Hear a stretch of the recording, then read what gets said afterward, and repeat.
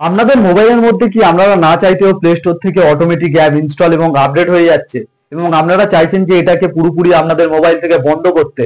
তো চলুন আজকের এই ভিডিওর মধ্যে আমি আপনাদেরকে দেখাবো আপনারা প্লে স্টোর থেকে অটোমেটিক অ্যাপ ইনস্টল বা আপডেট হলে কিভাবে পুরোপুরি এটাকে বন্ধ করবেন। তো এর জন্য কিন্তু আপনাদের মোবাইলের প্লে স্টোরটাকে প্রথমে ওপেন করতে হবে।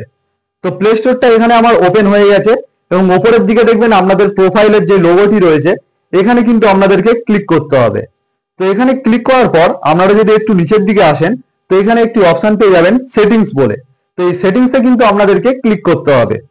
তো সেটিংসে ক্লিক করার পর এখানে দেখবেন দ্বিতীয় নাম্বারে একটি অপশন রয়েছে নেটওয়ার্ক প্রিপারেশনস বলে। তো এখানে কিন্তু আপনাদেরকে ক্লিক করতে হবে।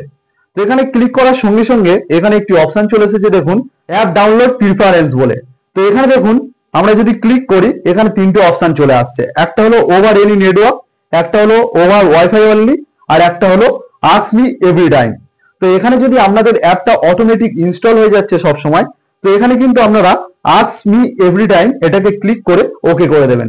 তাহলে এবার থেকে প্লে স্টোর থেকে যখন আপনারা অ্যাপ ইনস্টল করবেন তখন কিন্তু আপনাদের কাছে পারমিশন চাইবে যে আপনারা এই অ্যাপটাকে ডাউনলোড করার জন্য আপনাদের নেটওয়ার্ক না ওয়াইফাই কোনটাকে সিলেক্ট করবেন। তো এরপর দেখুন আরেকটি অপশন রয়েছে অটো আপডেট অ্যাপস বলে। তো এই অপশনটা যদি আমরা ক্লিক করি তো এখানে কিন্তু দেখুন চারটে অপশন চলে আসছে। তো এখান থেকে কিন্তু আপনারা বন্ধ করতে পারবেন আপনাদের মোবাইলের মধ্যে অ্যাপগুলো অটো আপডেট হওয়া। তো এখানে দেখুন আপনাদের এখান থেকে যে কোনো একটা হয়তো সিলেক্ট করা থাকতে পারে।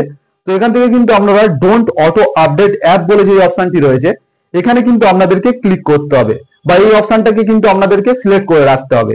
তাহলে কি হবে, এরপর থেকে কিন্তু আপনাদের মোবাইলের মধ্যে কোনো অ্যাপ আর অটো আপডেট হবে না। তো এই দুটো সেটিংস যদি আপনাদের মোবাইল থেকে আপনারা করে নেন তাহলে প্লে স্টোর থেকে যে অ্যাপগুলো অটোমেটিক ইনস্টল বা আপডেট হচ্ছিল সেটা কিন্তু আর হবে না।